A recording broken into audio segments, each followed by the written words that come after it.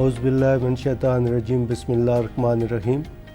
अज़ीज़ तलबा व तालिबात अस्सलामु अलैकुम। मैं doctor Mohammad Tanveer Afzal, faculty of education, department science education से आपकी खिदमत में हाज़िर हूँ। आज का हमारा course general mathematics and statistics है। ये कोर्स क्योंकि तमाम बीएस प्रोग्राम्स में ऑफ़र किया जाता है तो इसलिए आपके लिए ये बड़ा इम्पॉर्टेंट कोर्स है। और इस कोर्स में जो पहला प्रोग्राम हमारा, इसमें हम अर्थमेटिक्स और परसेंटेजेस जो कि यूनिट 1 पे बिलोंग करता है, यूनिट 1 से बिलोंग करता है, हम उसको पढ़ेंगे। तो बेसिकली हम इस यूनिट में मुख्तलिफ़ चीज़ें कवर करने जा रहे हैं, जिसमें percentage, unitary methods, ratio, proportion, word problem solving, profit, loss, उसके बाद ज़कात, उशर और इनकम टैक्स की कैलकुलेशन। फिर हम करेंसी के कन्वर्शन की बात करते हैं कि फ़ॉरेन करेंसी को किस तरह जो है एक करेंसी से पाकिस्तानी करेंसी में कन्वर्ट करना है, और फिर पाकिस्तानी करेंसी को किस तरह फ़ॉरेन करेंसी में कन्वर्ट करना है।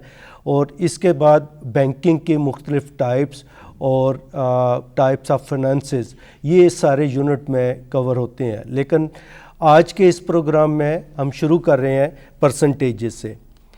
तो परसेंटेज कैलकुलेट करना बड़ा इम्पॉर्टेंट काम होता है तलबा के लिए, क्योंकि जब भी हम किसी दो चीज़ों का कंपैरिजन कर रहे होते हैं और वो दो मुख्तलिफ़ स्केल्स के ऊपर होती हैं, तो हमें उसकी परसेंटेज अगर मालूम हो तो हम उन दोनों का कंपैरिजन बड़े आसानी से कर सकते हैं। और बहुत सारी चीज़ें जो हमारी लाइफ के अंदर आती हैं, अगर हमें परसेंटेज का पता हो तो हम उन्हें ईज़ीली कंप्रीहेंड कर सकते हैं और उनका एनालिसिस परफॉर्म कर सकते हैं। तो परसेंटेज जो वर्ड है, ये लैटिन वर्ड परसेंटम से डिराइव हुआ है और इसका मतलब होता है आउट ऑफ 100, यानी 100 में से कितने हिस्से। और मैथमेटिक्स में परसेंटेज एक नंबर है, एक रेशो है that can be expressed in a fraction of 100। मसलन मैं कहता हूँ 65 आउट ऑफ 100, 65 ओवर 100, तो इसका मतलब है 65%। परसेंटेज पर 100 पीसेस, यानी किसी चीज़ को भी आपने लेना है तो 100 में से कितने पीसेस हम ले रहे हैं वो परसेंटेज कहलाएगी। तो इसको रिप्रेजेंट करने के लिए हम सिंबल यूज़ करते हैं, जैसा कि आप देख रहे हैं इस पिक्चर में। मैं आपके लिए लिख भी देता हूं कि ये परसेंटेज किस तरह हम जो है यूज़ करते हैं। परसेंटेज का जो सिंबल है वो हमारे पास ये आता है, एक लाइन और दो सर्कल जब हम बनाते हैं तो ये हमारे पास परसेंटेज है। दोबारा इधर मैं नीचे लिख रहा हूँ आपके लिए, ये परसेंटेज का सिंबल है, इट मीन्स आउट ऑफ 100। इस परसेंटेज को कैसे देखते हैं कि कैलकुलेट परसेंटेज हमने कैसे करनी है।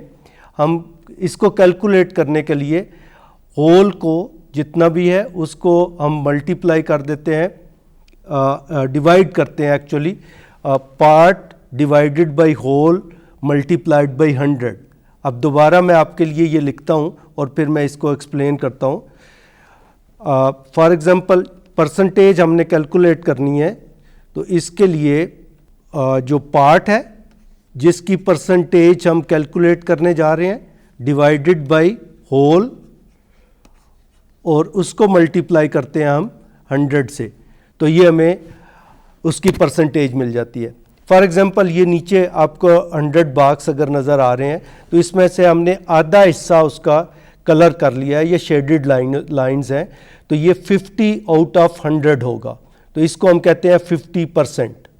इसकी एग्जांपल मैं आपको एक और देता हूँ, इसको पहले थोड़ा सा हम मज़ीद एक्सप्लेन कर लेते हैं, फिर मैं आपको इसकी एग्जांपल देता हूँ। Percent of a whole is a part of a whole. This is a symbol of percent. This is of mean to multiply total of what, जिनमें से हम ले रहे हैं ये उसका टोटल हो गया, इक्वल का साइन हो गया, part, and this is the example 36% of 72 is what a number.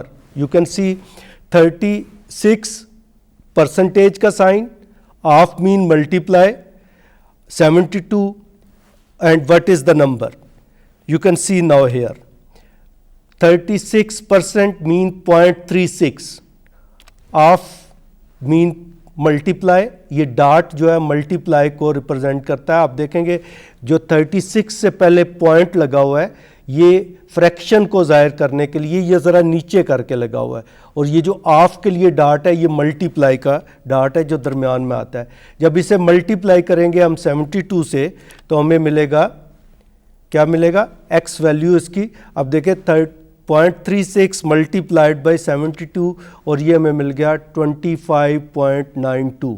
This is the percentage we have converted 36% of 72 into fraction into decimal number which is 25.92. So similarly you can calculate it, you can say that 36% of 72 is 25.92. Similarly अब convert कैसे करते हैं? We can convert percentage to decimal to fraction and the lowest form. 50% in decimal form we can write it 0.50. ये आपने सीखा होगा कि जब हम इसके पॉइंट को रिमूव करते हैं तो पॉइंट के नीचे 1 लिखते हैं, आगे जितने नंबर हों उनके नीचे 0 लिखते हैं, तो ये 50/100, 50/100। और जब हम इसकी लोएस्ट फॉर्म बनाते हैं तो ये हमारे पास आ जाएगा 1/2। तो ये वो तरीका है जिससे हम परसेंटेज को कैलकुलेट करते हैं।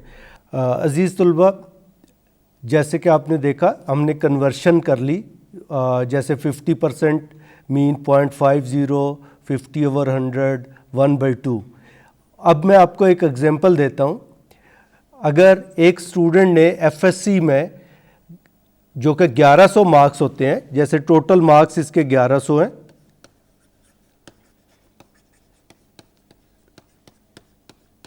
और उसने ऑब्टेन किए marks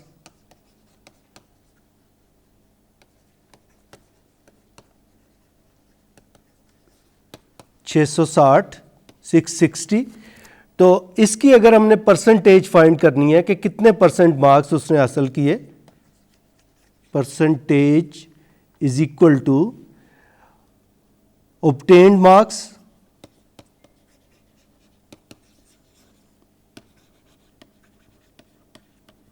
divided by total marks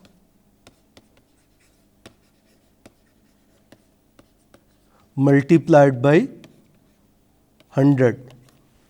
तो जब हम इसे मल्टीप्लाई करेंगे 100 से तो आप देखें यहाँ पे ऑब्टेन्ड मार्क्स 660 हैं, जबकि टोटल मार्क्स कितने हैं 1100। इसको हम मल्टीप्लाई करेंगे 100 से तो आप देखें 1100 में भी 2 0 हैं और 100 में भी 2 0 हैं, ये दोनों आपस में कैंसिल हो गए तो हमें मिल गया 660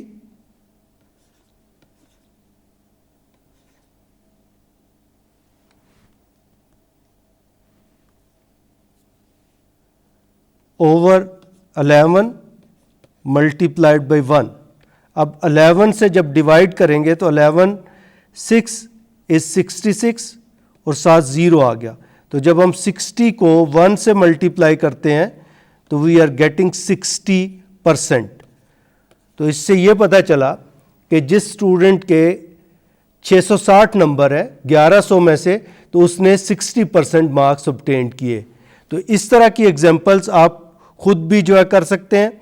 मैं एक और एग्जांपल आपको देता हूं और फिर हम इसमें से आगे बढ़ेंगे परसेंटेज में से। फ़र्ज़ करें कि किसी स्टूडेंट ने 70% मार्क्स लिए हैं।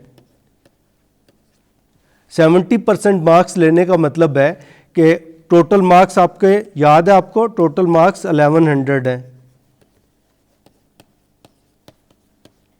1100 का 70% हमने फाइंड करना है, तो हम क्या फाइंड करने जा रहे हैं, marks obtained. Marks obtained find करने के लिए अब ये फॉर्मूला उसका रिवर्स हो जाएगा। हम लिखेंगे 70/100 मल्टीप्लाइड बाई 1100। तो अब 20 से कैंसिल हो गए, तो हमारे पास आ गया 70 मल्टीप्लाइड बाई 11। और जब 70 को 11 से मल्टीप्लाई करेंगे तो आप देखें 0 का 0 लगा लेंगे और 11 को 7 से मल्टीप्लाई करेंगे तो ये हमें 770 मिल जाएगा। तो इस तरह मार्क्स ऑब्टेन्ड 770 हो गए।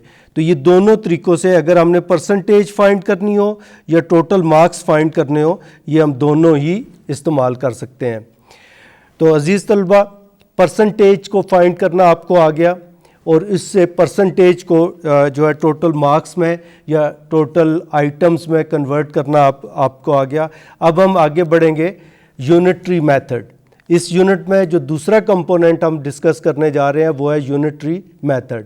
इस यूनिटरी मेथड से मुराद ये है कि finding the value of unit, किसी एक चीज़ की कीमत मालूम करना। मसलन बहुत सारी चीज़ें हमें दी हुई हैं और हमने ख़रीद ली, 12 पेन है और वो हमने 1200 रुपये में ख़रीदे, तो हमें फाइंड करना है कि ये एक पेन की कीमत कितनी है। इसे हम कहते हैं यूनिटरी मेथड। तो finding the value of one unit and then using it to find the value of required unit. तो इसका जो स्कोप है वो वहाँ तक है कि पहले आप किसी एक चीज़ की वैल्यू फाइंड करें, एक चीज़ की कीमत फाइंड करें, फिर उसके बाद ज़्यादा चीज़ों की कीमत अगर मालूम करनी है तो उसकी तरफ जाएंगे। यूनिटरी मेथड का मतलब ये होता है, इसकी की क्या है, नोइंग फॉर वन, कि एक चीज़ की कीमत कितनी है। तो अब हम ट्राई करते हैं इसको। इसके लिए कौन से स्टेप्स हमें फॉलो करने पड़ेंगे। सबसे पहले तो हमने ये देखना है कि जो भी मैथमेटिकल प्रॉब्लम है उसको हम एक्सप्रेस करें। उसके लिए एक्सप्रेस करने का तरीका ये होता है, जितने भी ये क्वेश्चन आपको यूनिटरी मेथड के मिलेंगे इसमें वर्ड्स में स्टेटमेंट्स उसकी लिखी होती है। फॉर एग्ज़ाम्पल मैं फिर वही एग्ज़ाम्पल आपको देता हूँ कि अगर 12 पेन्स की कीमत जो है 1200 रुपये है तो 18 पेन्स की कीमत कितनी होगी। तो पहले हम कन्वर्ट करेंगे, एक पेन की कीमत मालूम करेंगे, फिर उसको 18 से मल्टीप्लाई करेंगे। तो इसके लिए हमें जो डाटा है उस डाटा को एक्सप्रेस करने के लिए मैं इसी एग्जांपल को मैं यहाँ आपको डाटा एक्सप्रेस करके बता देता हूँ। ये हमारा फर्स्ट स्टेप है, यानी कास्ट ऑफ 12 पेन्स। तो ये हम 1200 रुपये है। कास्ट ऑफ 1 ये हम फाइंड करेंगे पहले, और फिर उसके बाद कास्ट ऑफ 18 पेन्स ये हम फाइंड करेंगे। तो अगर ये फाइंड करते हैं तो यहाँ तक जब हमने किया तो ये हमने एक्सप्रेस कर लिया अपने उस मैथमेटिकल प्रॉब्लम को। तो फर्स्ट स्टेप में हम मैथमेटिकल प्रॉब्लम को एक्सप्रेस करते हैं। सेकंड में find the value of one unit. जब वन यूनिट जब मैंने आपको लिख के दिया, क्या हम एक आइटम की वैल्यू फाइंड करते हैं by using the division method. अब देखें, cost of 12 pens is equal to 1200। Cost of 1 कितनी होगी, cost of 1 pen 1200 divided by 12। तो आप देख रहे हैं 12, 1 इज़ 12 और 2 ज़ीरो इसके साथ आ जाएंगे, तो एक पेन की कीमत आ गई 100। अब इसमें आप देखें, इसके बाद जो अगला स्टेप है, अब हमने कहा था कि कास्ट ऑफ 18 पेन्स। तो जब हम 18 पेन्स की find the value of required number of same units by multiplying. तो एक पेन की अगर कीमत 100 रुपये आ गई तो 18 पेन्स की कीमत कास्ट ऑफ 18 पेन्स इक्वल होगी 18 मल्टीप्लाइड बाई 100। तो ये हमें 1800 मिल जाएगा। तो इस तरह अगर हम इस मेथड को यूज़ करेंगे तो ये हमारा यूनिटरी मेथड कहलाएगा। अब इसकी मज़ीद एग्जांपल्स देखते हैं।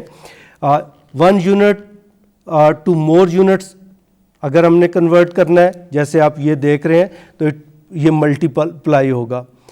मोर यूनिट्स टू 1 यूनिट्स, जैसे हमने किया 12 से 1 की कीमत फाइंड की, तो इसके लिए हमें डिवाइड करना पड़ेगा।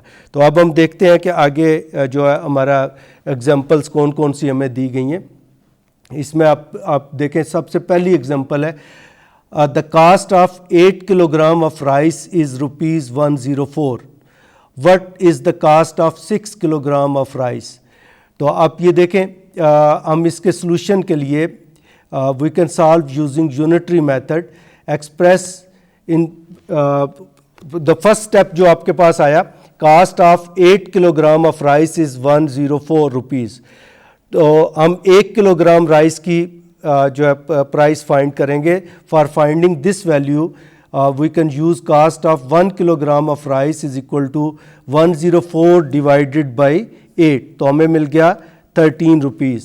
जब आप देखें 104 को 8 से डिवाइड करते हैं तो 8 1 इज़ 8 और आपके पास 2 बच जाते हैं, तो 8 3 इज़ 24।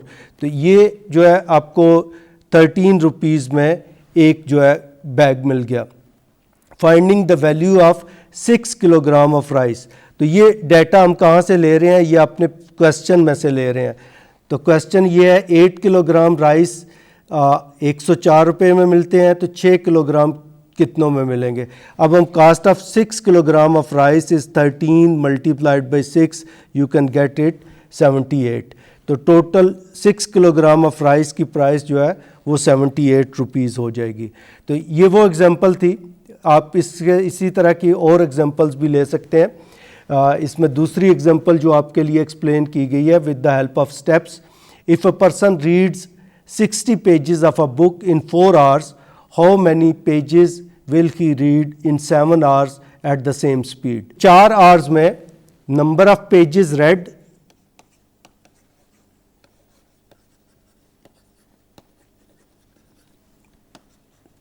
in 4 hours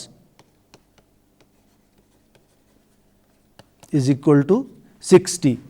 तो अब देखें 1 घंटे में हम इसके यूनिट करने के लिए फर्स्ट स्टेप के लिए हम ये देखेंगे कि 1 घंटे में वो कितने पेजेस रीड करता है। तो इसके लिए क्या करेंगे, जब आपको बताया था कि जब मैनी टू यूनिट की तरफ आए तो हम डिवाइड करते हैं।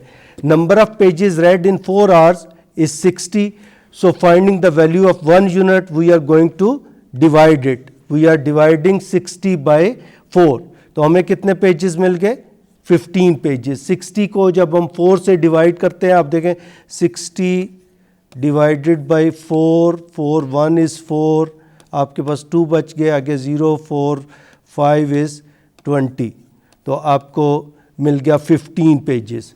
अब हमने ये फाइंड करना है कि 7 आवर्स में अगर उसकी स्पीड सेम होती है, उसी स्पीड के साथ वो पढ़ रहा है, तो बाकी जो आपके पास आ गए 7 आवर्स में वो कितने पेजेस पढ़ता है। तो जब हम यूनिट से ज़्यादा की तरफ जाते हैं तो कौन सा तरीका, जैसे पिछली स्लाइड पे आपको बताया था, मल्टीप्लाई करते हैं। तो number of pages read in 7 hours is 15 multiplied by 7। 7 को जब आप 15 को जब आप 7 से मल्टीप्लाई करते हैं तो 7 5 इज़ 35, 7 1 इज़ 7 और 3 10, तो आपको मिल गया 105। तो number of pages read in 7 hours is 105। तो इस तरह आपको ये पता चल गया कि हम यूनिटरी मेथड कैसे इस्तेमाल कर सकते हैं।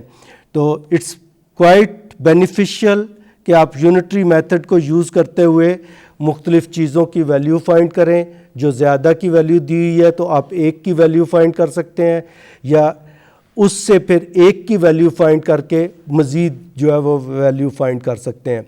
तो ये दूसरा टॉपिक था जो आज मैंने आपको बताया। पहले हमने परसेंटेज और उसके बाद यूनिटरी मेथड को डिस्कस किया। तो आइए आगे हम देखते हैं कि रेशियो क्या चीज़ है। Ratio is a way of comparing 2 और मोर क्वांटिटीज़ ऑफ सेम काइंड। एक ही जैसी क्वांटिटीज़ को जब हम कंपेयर करते हैं तो उसको हम कहते हैं रेशियो। अब देखें, रेशियो की कोई यूनिट नहीं होती क्योंकि ये 2 सेम क्वांटिटीज़ हैं। मसलन एक कोई चीज़ है किलोग्राम में तो दूसरी भी किलोग्राम में, तो किलोग्राम से कैंसिल होगा तो ये रेशियो हमें देगा, ये इसमें कोई यूनिट नहीं होगी। Suppose A and B are two quantities of the same kind, उसको हम लिखते हैं A/B, और इस तरह भी लिख सकते हैं A/B। ये जो A है इसको हम कहते हैं एंटीसीडेंट, जबकि B जो है वो कॉन्सिक्वेंट कहलाता है।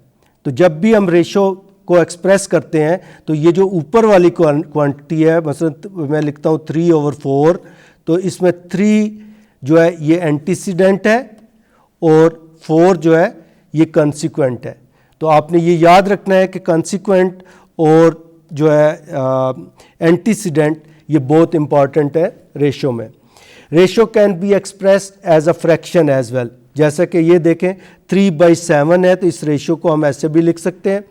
इस रेशो को ऐसे लिख सकते हैं 3:7, इसे पढ़ते हैं 3:7, और इसे इस तरह भी कहा जा सकता है यूजिंग वर्ड 2, 3:7, 3:7 नॉर्मली इसके लिए यूज़ किया जाता है। तो अब देखते हैं कि रेशो में किस तरह की एग्जांपल्स हो सकती हैं। मतलब यहाँ पे देखें आपको मुख्तलिफ बाल्स नज़र आ रहे हैं, तो इसमें हम कह रहे हैं compare red balls to blue in the box और इन द पिक्चर। तो आप देखें कितने रेड बॉल्स हैं, हम काउंट कर लेते हैं 1 2 3, तो हमारे पास रेड बॉल आ गए 3 और (2). अब किसके साथ हमने रेशो देखनी है? ब्लू बॉल्स के साथ। तो कितने ब्लू बॉल्स हैं? 1 2 3 4 5 6। तो इसकी रेशो क्या बनी? 3:6। तो जब इस रेशो को लिखेंगे तो हम इसे लिख सकते हैं 3/6। अब इसको हम सिंपलर फॉर्म में जब लेके आएंगे तो ये 3 से डिवाइड हो जाएगा। 3:1 is 3, 3:2 is 6। तो इसकी सिंपलेस्ट फॉर्म हो गई 1/2, और वी कैन राइट इट 1:2, 1:2। इसका मतलब ये हुआ कि अगर एक रेड बॉल है तो उसके साथ 2 ब्लू बॉल होंगे। आप इससे गेस कर सकते हैं कि अगर 4 जो है रेड बॉल हों तो ब्लू बॉल कितने हो जाएंगे, उसको 2 से मल्टीप्लाई कर लें तो वो 8 हो जाएंगे। इसी तरह अगर 5 रेड बॉल होंगे तो ब्लू बॉल जो है वो 10 हो जाएंगे। तो इस तरह से हम जो है रेशो को एक्सप्रेस करते हैं, और it's quite beneficial for us as well. अब देखें ये जो है आपको अलग करके दिखाया गया है, 3 जो आपके पास रेड बॉल हैं और 6 ब्लू बॉल हैं। तो इसकी रेशो क्या बनेगी?